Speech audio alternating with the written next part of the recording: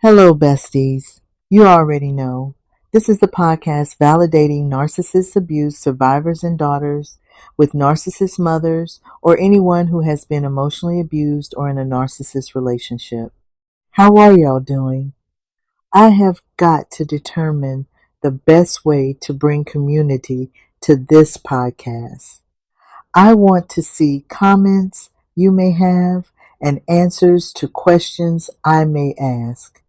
I'm still trying to figure out how to bring us all together because my listeners are listening on various different platforms. Stay tuned as we grow, and thank you for listening. This month is a time for us to be mindful about our mental health. May is Mental Health Awareness Month. Have you noticed that people are talking about prioritizing your mental health more? Why do you think that is? Who are my true crime lovers out there? We true crime lovers can tell you why there's more talk about mental health now. Besties, you already know there have been too many violent crimes committed involving people who were dealing with mental health issues. Most recently, we heard about the actor who played Meathead on All in the Family being killed along with his wife by their son, who's struggling with mental health, had his medication changed to something more psychotic prior to his parents' killing. I'm sure many of us were waiting to see that Brian Kohlberger trial, the socially inadequate individual who killed the 4 Idaho college students. We won't see a trial.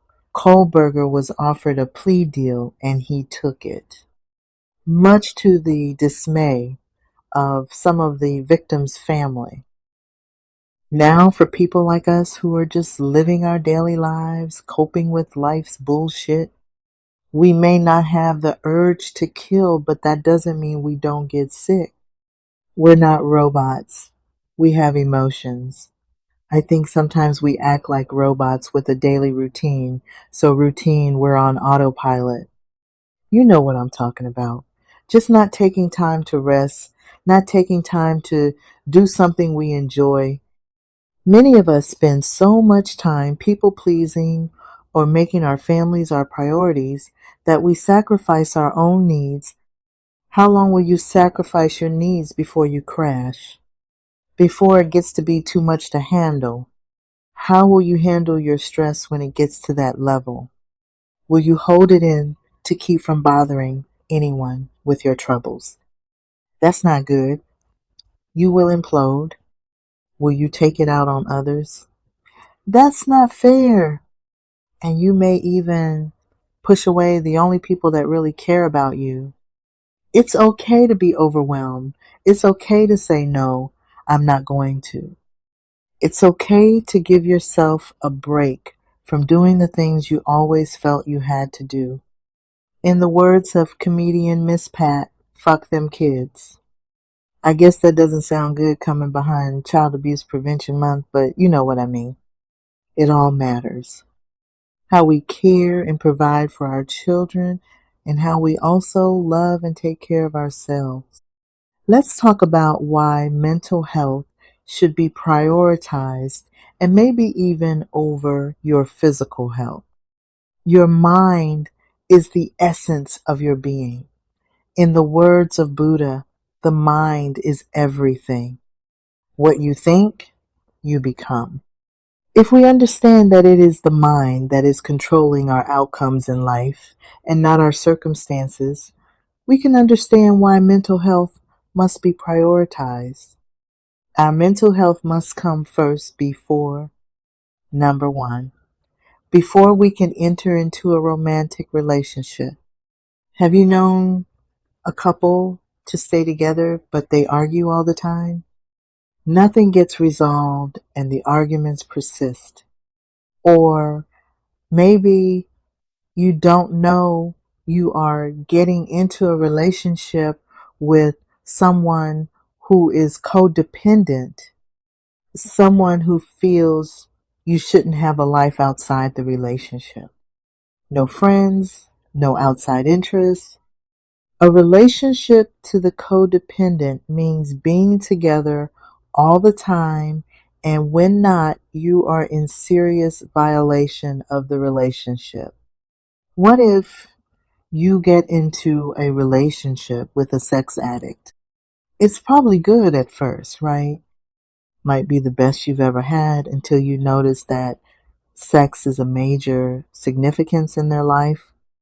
So much so that you notice they want sex when you don't. All the time.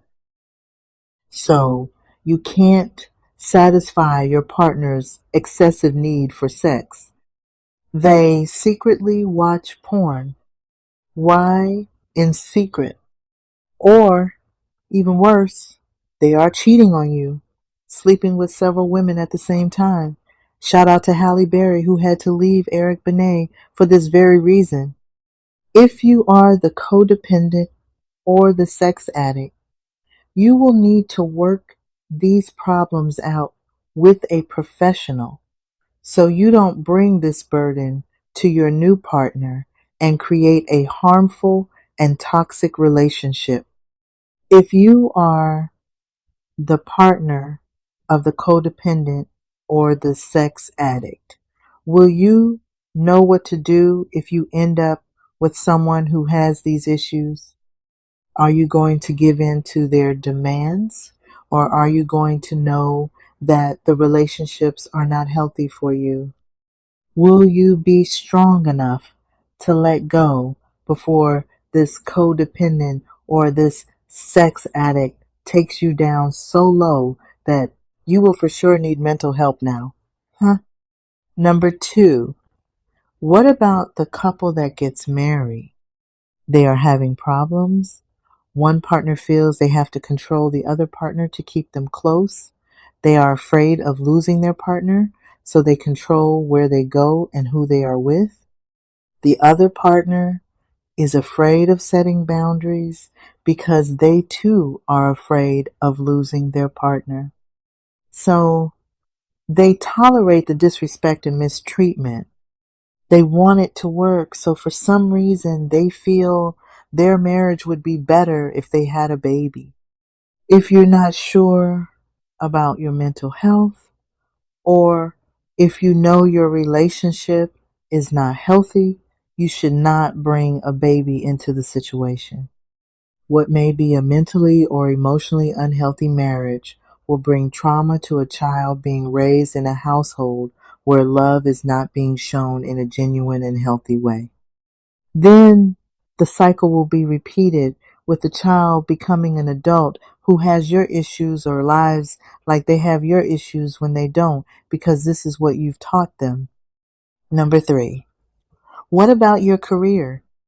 Yeah, you need to be mentally and emotionally healthy before you can be successful in your career.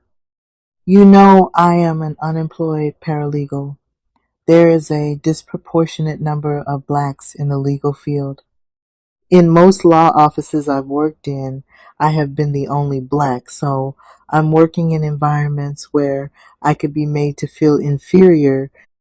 Many times I did feel uncomfortable just being myself.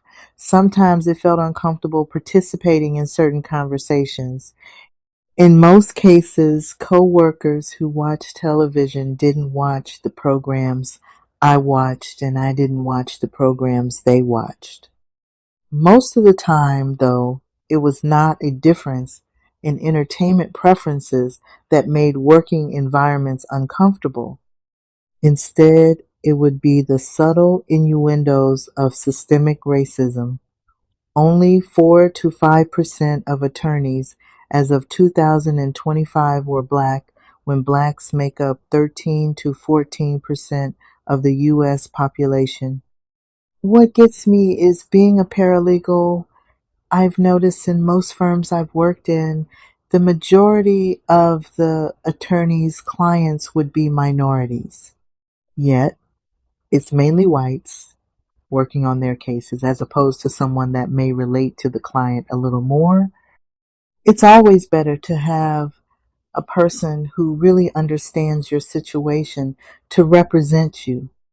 I'm saying all of this to say that as I have learned more about the effects of my mother's abuse, I'm starting to wonder whether working in a legal environment that is predominantly white is really best for me. I don't know. I've completed 2 years of law school, but the more education I have, the harder it seems to stay employed. Have you had trouble in your career? How has a loss of employment affected you or made you feel? The status of your mental health is what will determine this. We're going to end here and continue in the next episode. There are two more situations I would like to analyze how prioritizing mental health would be crucial for success in these situations. Stay tuned for the next episode, and until then, have your best day being you. This is Best for Me, and I'm Shayla.